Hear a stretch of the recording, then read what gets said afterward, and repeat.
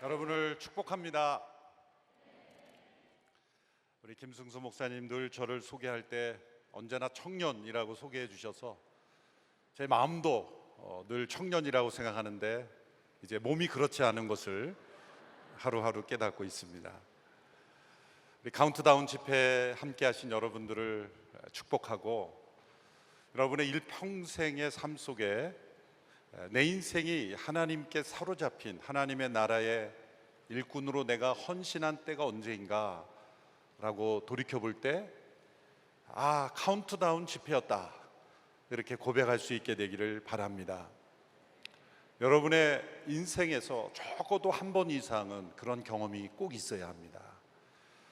세상은 너무나 어둡고 여러분을 해치려 하는, 여러분을 사로잡으려는 엄청난 세력이 세상 속에 있기에, 여러분이 하나님의 나라를 발견하고 또 그 나라의 백성으로 자신을 헌신하고 성령께 붙들려 살지 않으면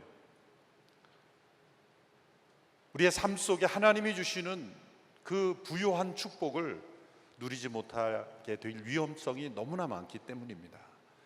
우리가 함께 이 체육관을 빌려서 우리가 함께 모여 찬양하고 말씀을 듣고 기도하는 이유가 바로 거기에 있습니다.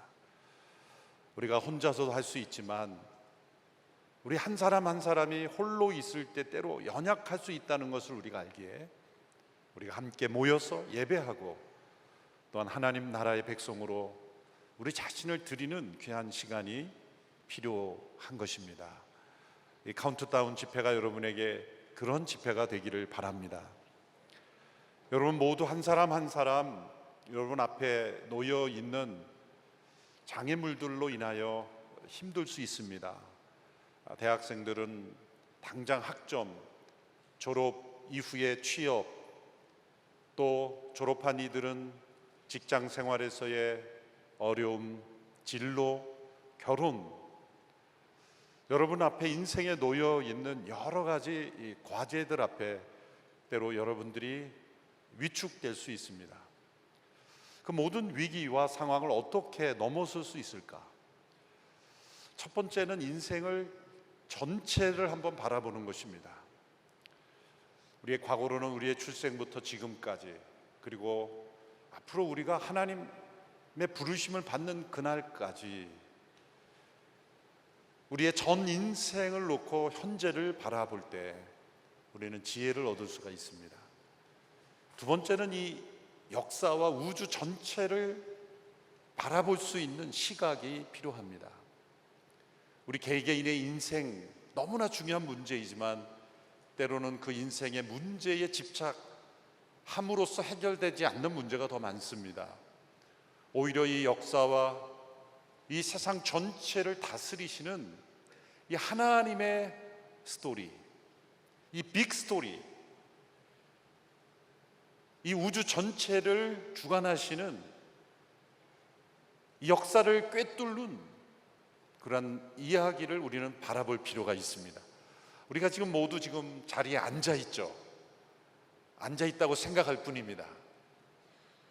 이 카메라를 저 위성으로 끌어올려 우리를 본다면 지금 우리는 어쩌면 지구 밑에 붙어 있는 거예요. 앉아 있다고 생각하는 것과 이 카메라를 우주 밖으로 끌어올려서 우리를 바라볼 때는 또 다른 해석이 가능한 것처럼, 내가 지금 직면한 이 문제를 나의 시각이 아닌 하나님의 시각으로, 그리고 내가 살고 있는 대한민국의 이 땅에서의 문제가 아닌 전체 역사의 관점으로 우리가 바라볼 때 우리는 그 해석의 열쇠를 가질 수 있게 됩니다. 우주의 열쇠를 우리에게 알려주신 분이 바로 예수 그리스도이십니다. 이 세상이 왜 만들어졌고 어디로 가고 있고 무엇을 위해 존재하고 지금 이 땅에 있는 이 많은 문제들의 근본적인 원인이 무엇이고 어떻게 해결할 수 있는지, 이 모든 것을 마스터 키로 우리에게 설명해 주신 유일한 분, 그분은 바로 예수 그리스도이십니다. 예수님께서 이 세상에 오셔서 공생애를 시작하시면서 제일 먼저 하신 메시지가 있습니다. 마가복음 1장에 나오는데요, 그것은 바로 이런 말씀이었습니다. 하나님의 나라가 왔으니 회개하고 복음을 믿으라. 한번 따라해 볼까요? 하나님의 나라가 왔으니 회개하고 복음을 믿으라. 예수님이 전하신 첫 번째 메시지는 하나님의 나라가 왔다는 겁니다. 여기 왔다라는 것은 정확하게 해석하면 뚫고 이 세상 속에 들어왔다는 겁니다. 하나님의 나라가 세상 속에 뚫고 들어왔다. 그러면 이 세상은 하나님의 나라 밖에 있었다는 말입니까? 그렇습니다. 아니, 이 세상은 하나님이 만드신 세상 아닐까요? 그런데 어떻게 하나님 나라 밖에 있습니까? 그렇습니다. 모든 세상은 하나님이 창조하셨고 하나님의 주권 아래에 있습니다. 그러나 죄로 말미암아 하나님의 다스리심, 하나님의 통치를 인간이 거부했기에 인간은 하나님의 나라 밖에 존재하게 된 것이죠. 하나님은 그러한 인간을 포기하지 않으셨습니다. 하나님은 끊임없이 찾아오셨습니다.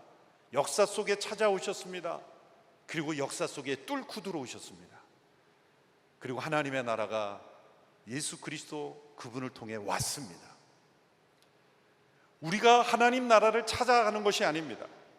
하나님의 나라가 어디 있는지 우리가 돌아다니며 찾아가는 것이 아니라 하나님의 나라가 우리에게 임했기에 우리가 그 하나님 나라에 들어갈 수 있게 된 것입니다. 그 길이 무엇입니까? 회개입니다. 회개라는 것은 돌이킨다는 뜻입니다. 무엇으로 돌이키는 것입니까?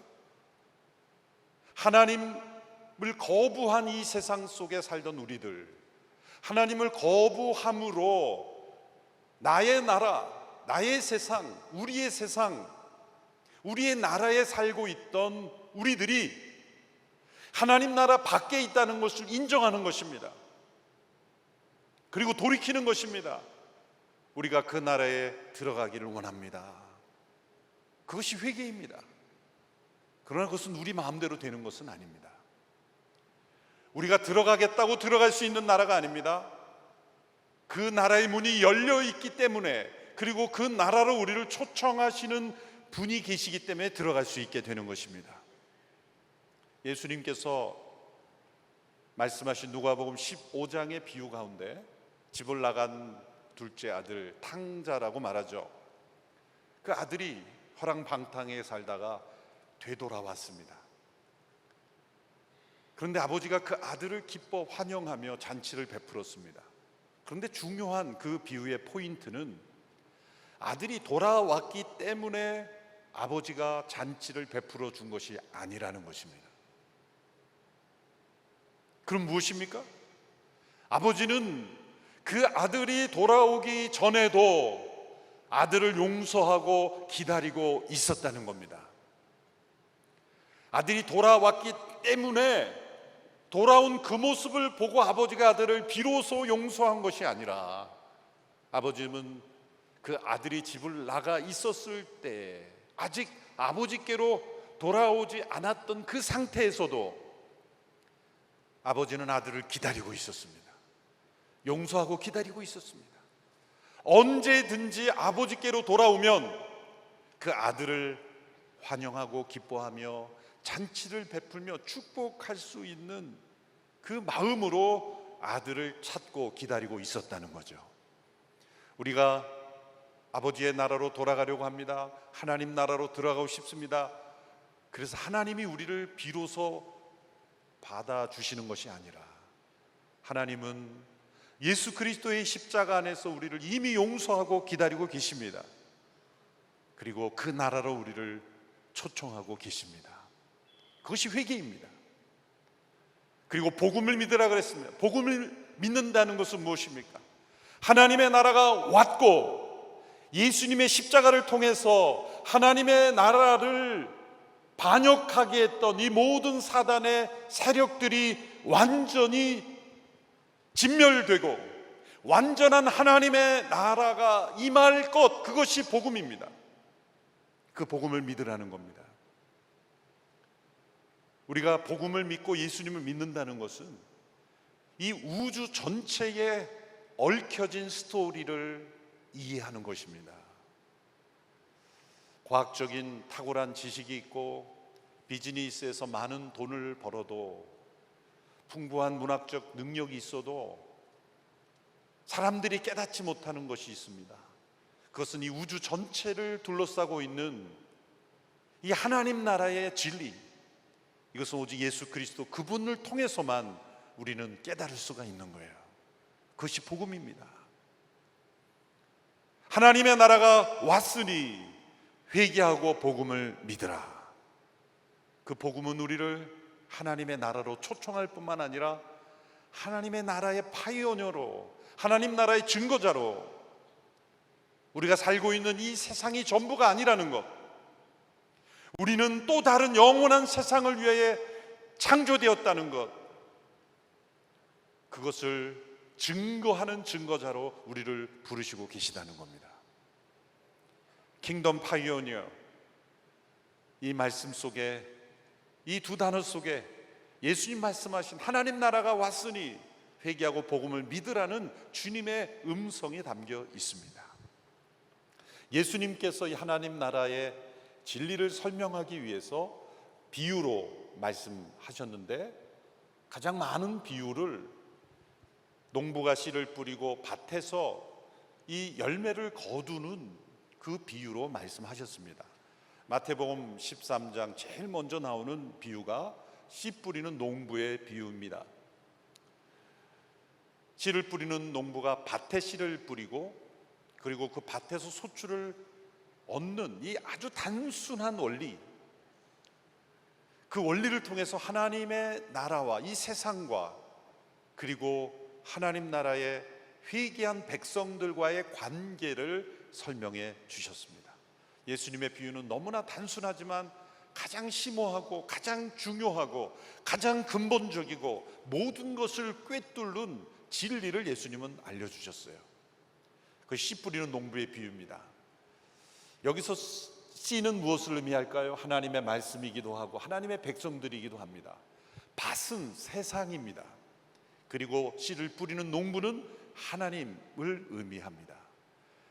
여기 하나님의 나라가 나타나고 세상이 나타나고 그리고 그 둘 사이에 끼어 있는 백성들, 곧 우리들이 나타나죠. 농부가 씨를 뿌렸습니다. 그런데 그 씨 중에 일부는 길가에 떨어졌다고 했고, 그 길가가 단단한 그 흙이 있어서 씨가 뿌리 내리지 못해서 열매 맺지 못했다고 했습니다. 더러는 가시덤불에, 더러는 돌밭에 떨어졌습니다. 그리고 더러는 좋은 땅에 떨어져 30배, 60배, 100배 열매를 맺었다는 내용이죠. 여러분이 적어도 한 번쯤은 들었을 내용입니다.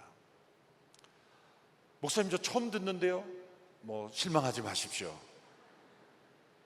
오늘 들었으니까요. 그런데 이 비유의 가장 중요한 것은 이 농부가 씨를 뿌렸는데 일부는 길가에 떨어지고 일부는 돌밭, 일부는 가시덤불에 떨어져서 열매를 맺지 못했다. 농부가 씨를 뿌린 만큼 100% 열매 맺는 것이 아니라는 거죠. 퍼센테이지로 봐서도 4분의 1만 열매를 맺었지 않습니까? 좋은 땅에. 하나님의 그 나라가 이 땅에서 하나님의 말씀의 통치가 이루어지는 영역이 지극히 일부분이라는 거죠. 왜 그럴까? 하나님의 능력이 부족했을까? 씨앗이 문제였을까? 농부가 능력이 없었을까? 아니다. 어떤 문제가 있는가? 밭에 문제가 있다. 이 밭에 길가와 같은 밭, 그리고 가시덤불과 같은 밭, 그리고 돌밭과 같이 밭에 문제가 있다. 그 밭에 어떤 문제가 있는가?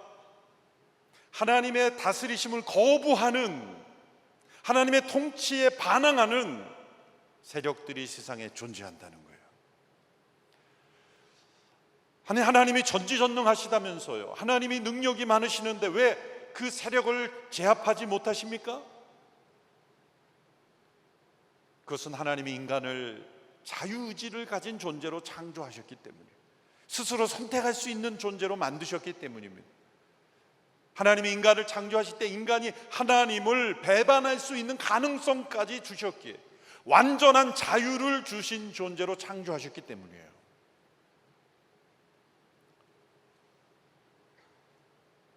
하나님이 능력이 부족해서가 아니라 전능하시기 때문에 그렇게 창조하신 거예요. 인간을 하나님의 형상대로 창조하셨다는 것은 바로 그렇게 완전한 자유의지를 가진 존재로 스스로 판단하여 결정하여 행할 수 있는 존재로 창조하셨다는 거죠. 인간은 하나님을 거부하는 세력에 휩쓸려 버렸습니다. 인간 스스로 하나님이 되기를 원했기 때문이죠. 그래서 이 하나님의 통치가 이 세상 가운데 보면 일부분인 것처럼 나타난다는 거죠. 그 이유가 두 번째 비유에 나타납니다. 두 번째 비유가 알곡과 가라지의 비유입니다.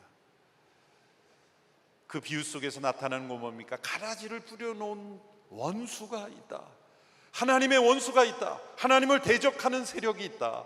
하나님의 나라가 임하기를 원치 않는 자신의 왕국을 만드는 존재가 있다.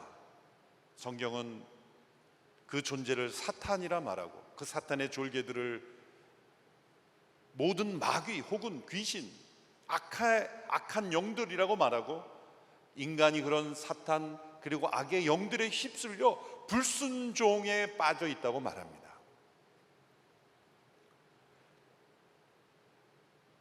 그러나 하나님의 나라는 포기되지 않는다라는 것을 세 번째 비유에서 말씀합니다.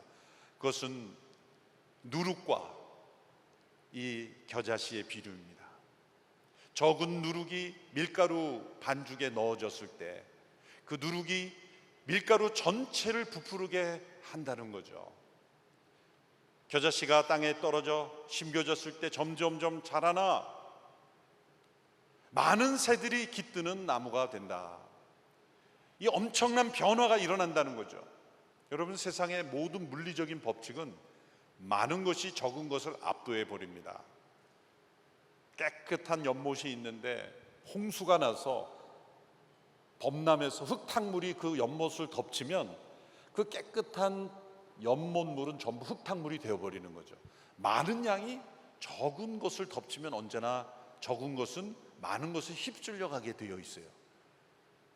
그러나 세상에는 정반대의 법칙이 일어나는 일들도 있습니다. 소금이 물에 떨어지면 물 전체가 더 많은 물량이지만 소금이 물 전체를 바꾼다. 짙은 어둠 속에 어둠이 짙지만 작은 빛 하나가 그 주변을 밝힘으로 작은 것이 큰 것에 영향을 미칠 수 있다는 것도 이 세상에 존재하는 거예요. 누룩의 비유, 겨자씨의 비유는 바로 그런 것을 말합니다. 하나님의 나라는 이 땅에 임했을 때 지극히 작은 것처럼 보이지만 그 나라는 점점 성장하여서 작은 무리가 큰 무리에 영향을 주게 된다. 오늘 우리는 이 체육관을 가득 메운 많은 청년들이 함께 이 자리에 모였지만 예수님께서 증인으로 택하신 제자들은 매우 소수의 팔레스타인 사람들이었습니다. 부활하신 예수님께서 그들을 불러 너희는 온 세상에 하나님 나라의 증인이 되라고 말씀하셨을 때 그들은 주변의 이웃 나라도 가보지 않은 사람들이었습니다. 그 당시에 로마 제국의 여러 길들이 많이 닦여져 있지만 그들은 로마 제국이 닦아놓은 길조차 가보지 않은 사람들이었습니다. 지구 반대편이 어떤 모습으로 어떤 상황에 돌아가고 있는지 전혀 알지 못하는 지극히 로컬라이즈된 한 지역에 토착화된 사람들이었어요. 바로 그런 사람들에게 예수님은 온 세상에 복음을 전파하라. 예수 그리스도 그분의 죽음과 부활을 통해 임한 하나님 나라를 증거하라고 사명을 주셨습니다. 작은 무리들로부터 시작된 이 하나님 나라의 개척자들이 이제 이렇게 전 세계에 영향을 미치고 아직도 하나님 나라는 이 세상이 볼 때는 아주 작은 것처럼 보일 겁니다. 이 세상의 수많은 사람들이 따르는 그런 흐름에 너무나 작은 무리처럼 보이지만, 그러나 적은 것이 큰 것에 영향을 미치는 비전을 주님께서 주셨습니다. 그래서 너희는 세상의 소금과 빛이라. 이 소금과 빛의 공통점은 무엇입니까? 지극히 적은 것으로도 많은 것에 영향을 줄 수 있다는 거죠. 바닷물 전체의 염분은 3%라고 말하지 않습니까? 아무리 어두운 속에서도 작은 빛은 어둠을 이길 수 있다는 거죠. 하나님 나라의 능력을 말씀하시는 거예요. 오늘 우리가 함께 읽은 이 본문은 예수님께서 말씀하신 이 마태복음에 나타난 비유의 결론 부분에 해당되는 것입니다. 이 짧은 비유 속에 이 두 가지 비유가 연이어서 등장을 합니다. 첫 번째는 밭을 빌려서 농사를 지고 있는 한 소작농이 밭을 열심히 갈고 있는데 그 흙 밑에 무엇인가 걸리는 것을 보았습니다. 열어보니 보물이 가득한 것입니다. 이 사람은 빨리 그 밭을 다시 덮고 주인에게 가서 자신의 모든 재산을 다 팔아 그 밭을 자신의 소유로 만듭니다. 두 번째 나타나는 비유는 값진 진주를 구하고 파는 상인, 비즈니스맨입니다. 값진 진주를 취급하는 이 상인이 너무나 값진 진주를 발견하고는 자신의 모든 재산을 다 팔아 그 값진 진주를 자신의 소유로 만들었다는 겁니다. 그리고 이 두 사람 모두 공통점이 그것으로 인해 너무나 기뻐했다는 겁니다. 농부는 그 밭을 삼으로 그 밭 속에 있는 엄청난 보화를 가진 부자가 되었고, 그리고 진주를 파는 상인은 자신이 가진 모든 보석을 다 팔아도 그보다 훨씬 가치 있고 앞으로도 더 가치 있을 수 있는 그런 진주를 자신의 소유로 만들었기 때문입니다. 어떤 분들은 이렇게 예수님의 비유를 가지고 시비 거는 분이 있어요. 그 윤리적으로 문제 있는 건 아닙니까? 밭을 다른 사람의 밭이었으면 그 밭에서 나온 건 그 사람 거 아닙니까? 뭐 이런 윤리적인 문제를 제시하고 시비를 거는 사람이 있는데, 예수님은 모든 것을 비유를 통해 다 말씀하고자 하는 것이 아닙니다. 그 비유에서 가장 중요한 포인트, 그것을 예수님은 전해주시고자 비유 이야기를 만드신 거죠. 자, 이 두 가지 비유에 세 가지 공통점이 있습니다. 첫째로 이들은 미래에 매우 소중한, 매우 값진, 결코 포기할 수 없는 가치를 발견했다는 거예요. 이 농부는 이 밭에 숨겨진 보물을 발견했고, 그리고 진주상인은 이 값진 진주를 발견했다는 거예요. 첫 번째 공통점이에요. 두 번째 공통점 무엇입니까? 이 두 사람은 자신의 모든 것을 다 팔아서라도 그것을 자신의 것으로 만들었다는 겁니다. 농부는 그 밭을 자신의 재산을 다 팔아 샀고, 상인은 자신의 모든 재산을 팔아 값진 진주를 샀다는 거예요. 세 번째 공통점은 이 두 사람 모두가 기뻤다는 겁니다. 그것으로 인해 너무나 즐거웠다는 겁니다. 여러분, 이 세 가지 공통점은 이제 앞으로 여러분 가운데 많은 분들이 비즈니스를 하실 텐데, 또 사업도 하실 텐데, 성공하는 비즈니스의 세 가지 법칙을 여기에 말씀하고 있어요. 제가 성공한 사업가가 아니니까 여러분들이 별로 기대를 안 하는데, 하나님의 진리이기 때문에 여러분 반드시 이 법칙대로 하면 성공합니다. 제가 사업가가 아니라고 무시하지 마세요. 하나님의 말씀에 나오는 진리입니다. 첫 번째는 뭐냐면 제가 앞서 말씀드린 그 세 가지 그대로입니다. 미래에 정말 가치 있는 것을 발견하는 사람이에요. 지금은 보이지 않지만 미래에 너무나 가치 있고 너무나 중요하고 반드시 있어야 하고 모든 사람들에게 꼭 필요한 가치를 누가 먼저 발견하는가, 이게 성공하는 비즈니스의 첫 번째 법칙이죠. 농부는 보물을 발견했고 이 상인은 진주를 발견했어요. 두 번째는 그 가치를 발견했다면 담대하게 투자하는 것입니다. 집중하여 투자하는 것입니다. 헌신하는 것입니다. 세 번째로는 그 모든 과정 속에서 기쁨을 잃어버리지 말아야 합니다.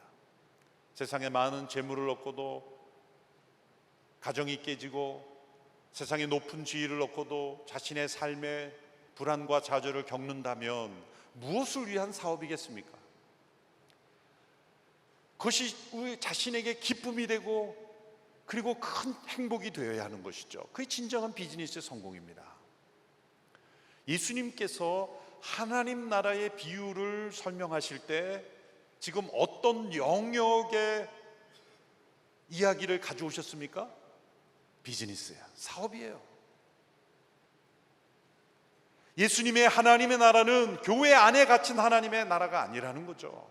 여러분이 일터 속에서 일하는 사업의 어떤 영역이든, 그것이 교육이든 경제건 외교건 어떤 비즈니스건, 모든 종류의 비즈니스 속에 그것이 바로 하나님 나라의 삶이 되어야 한다는 거예요.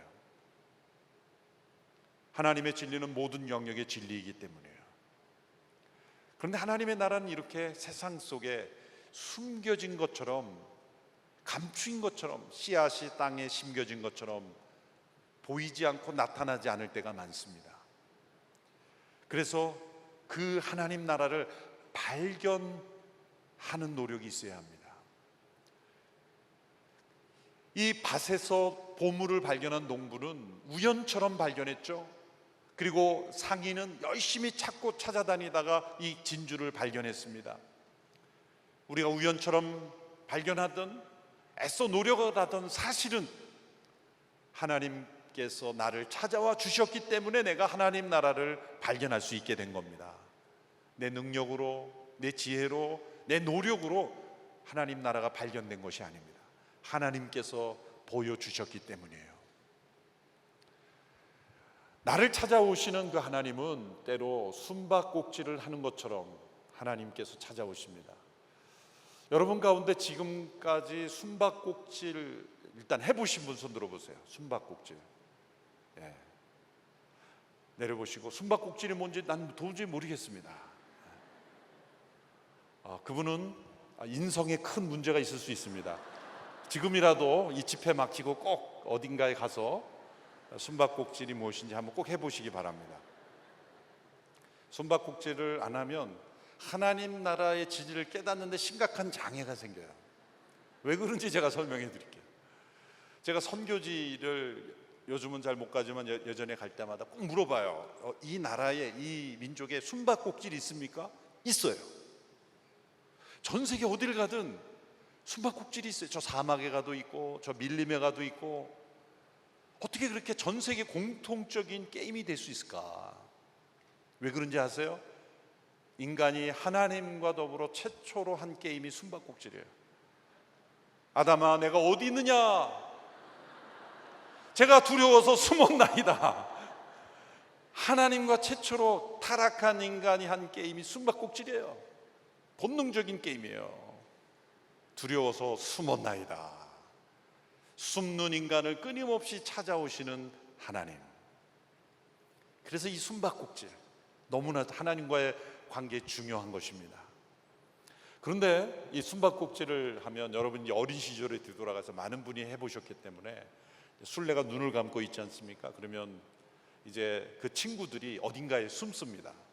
뭐 이 체육관 안에서 이제 숨바꼭질 게임을 한다 그러면 뭐 인원이 너무 많아서 숨을 데가 없지만 이제 제가 눈을 감고 있으면 여러분이 다 숨지 않겠어요? 근데 여러분들이 다 모의를 해서 내가 눈을 감고 있는 동안에 다 집에 가버리세요. 그런다면 그게 게임이 되겠습니까? 이 안에 있어야 되고 찾을 수 있는 곳에 있어야 되는 거죠. 찾을 수 있는 곳에 있어야 되는 거죠.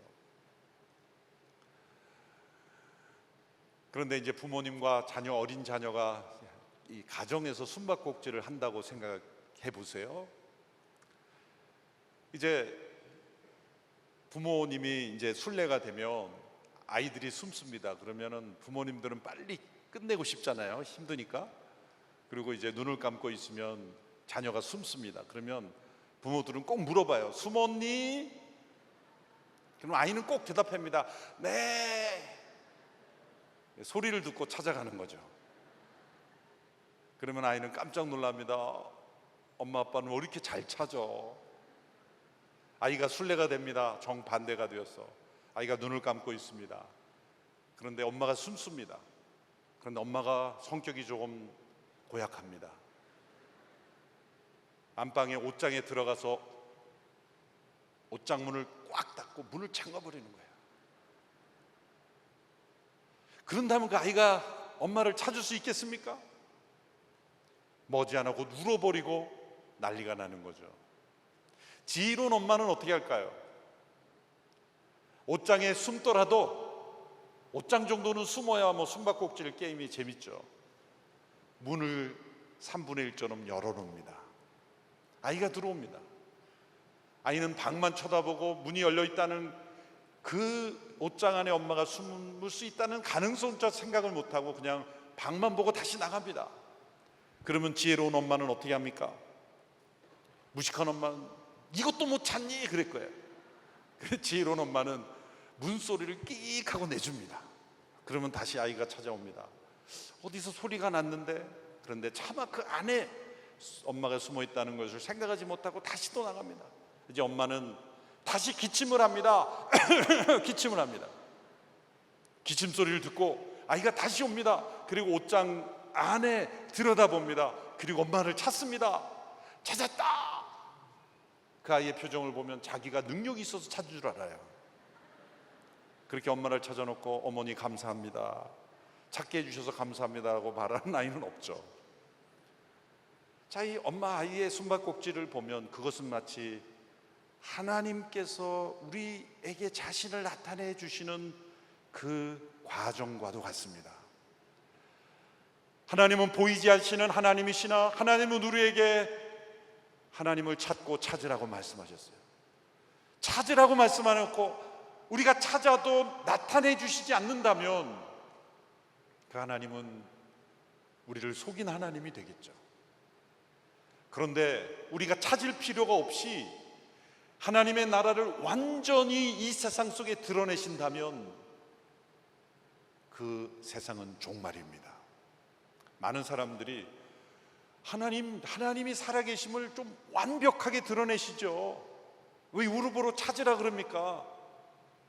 하나님이 살아계시다는 것, 하나님의 나라가 존재한다면 이 세상 속에 나타내시면 될 것 아닙니까? 라고 말하지만 그런 날이 언젠가는 올 텐데 그 날이 온다면 그날은 바로 세상의 종말입니다. 하나님이 왜 그 나라가 숨겨진 것처럼 겨자씨처럼 씨앗처럼 땅에 뿌려져 점점점 자라가는 모습을 보여주고 계십니까? 그것은 우리가 그 하나님 나라를 발견하며 회개를 통해 그 나라에 들어가며 또한 우리를 통해서 우리가 또 다른 씨앗이 되어 그 하나님의 나라를 증거하는 일을 통해서 점점 이 세상 속에 하나님의 나라가 확장되기를 원하시기 때문이에요. 왜 그런 방법을 택하신다고요? 그것이 가장 안전한 방법이기 때문에 일시에 이 세상에 하나님의 나라를 완전히 드러내시면 그때는 종말입니다. 더 이상 기회가 없습니다. 회개할 기회가 없습니다. 그런 하나님의 백성들이 씨앗이 되어 이 세상 속에 하나님의 나라를 겨자씨가 장성하듯 누룩이 그 밀가루 반죽을 부풀리듯이 빛이 어둠을 밝히듯이 소금이 그 물을 짜게 하듯이 점점 영향력을 미치며 성장해 간다면 바로 이 세상 가운데 있는 이들이 하나님을 거부하는 이들이 회개할 수 있는 은혜와 기회가 주어진다는 겁니다. 하나님은 그래서 이렇게 씨앗의 땅에 심겨지고 점점 자라 열매 맺는 과정을 통해서 하나님의 나라가 이 땅에 임하게 하시기를 원하신다는 거예요. 우리는 지금 그 과정 속에 있습니다.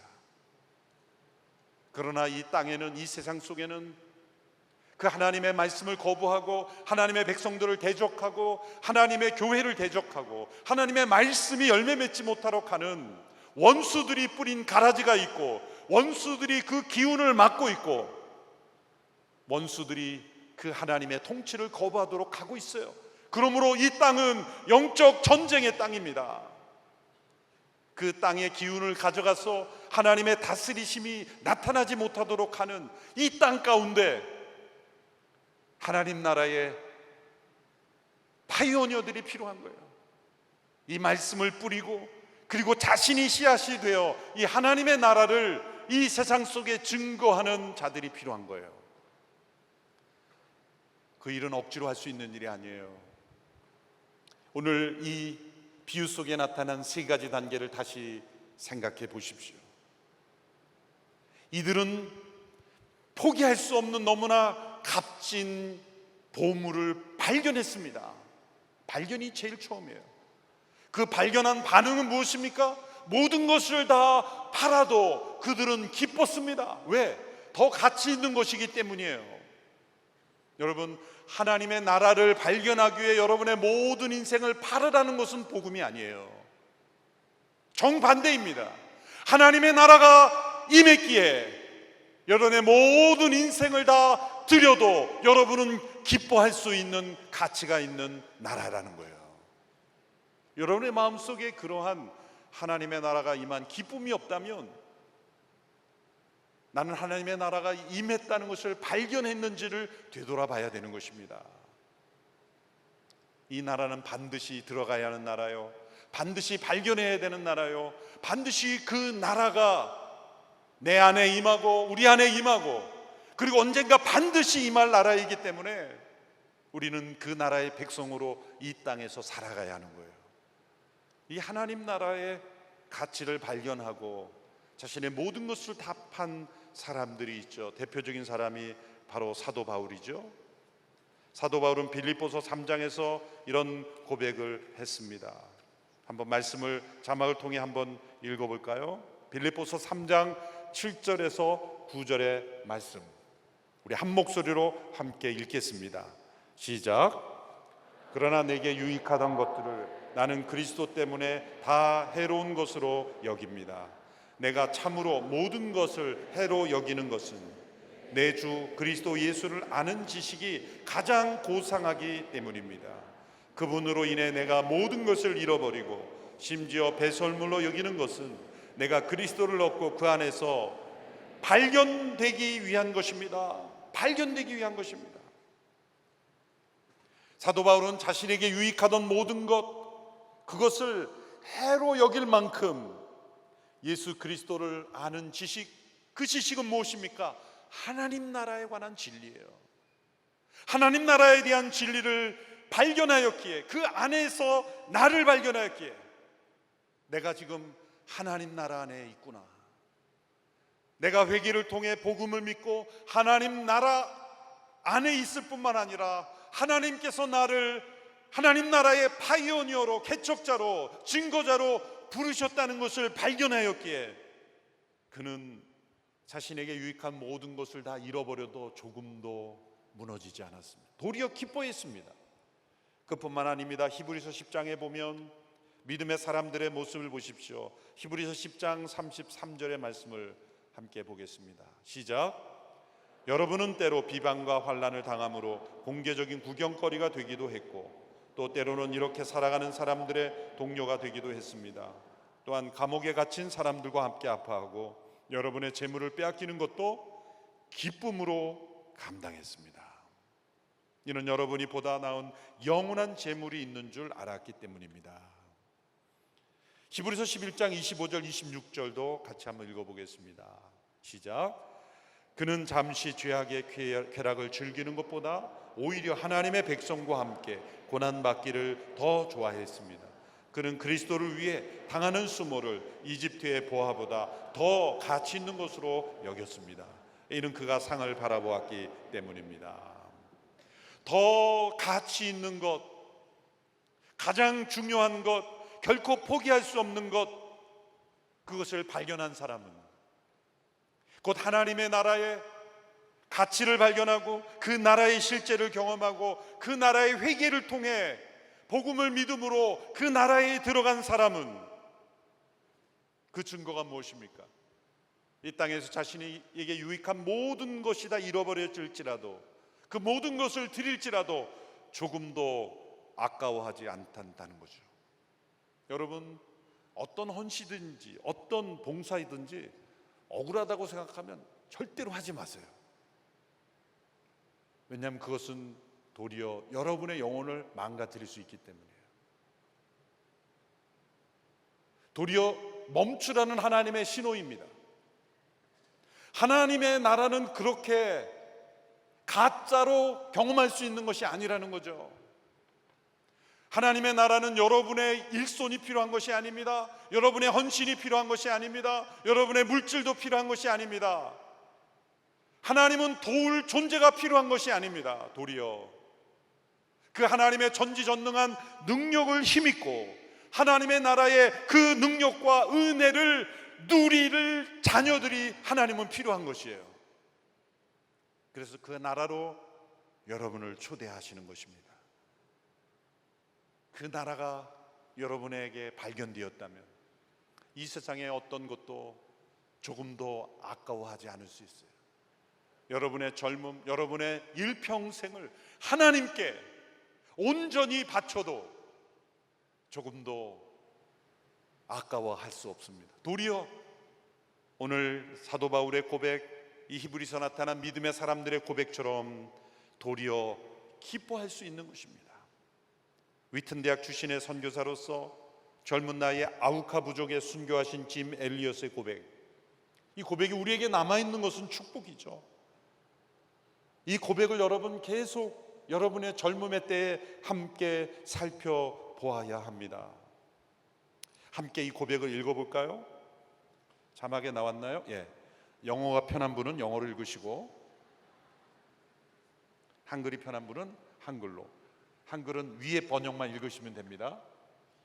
함께 읽어보겠습니다. 시작. 결코 잃어버려질 수 없는 것을 얻기 위해 결코 간직할 수 없는 것을 포기하는 자는 어리석은 자가 아니다. 결코 잃어버려질 수 없는 것, 잃어버려서는 안 되는 가치, 그것은 무엇입니까? 하나님의 나라입니다.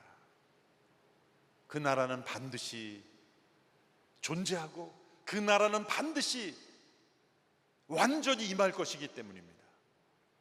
그 나라에 속하지 않은 존재는 영원한 사망에 처할 것이기 때문이에요.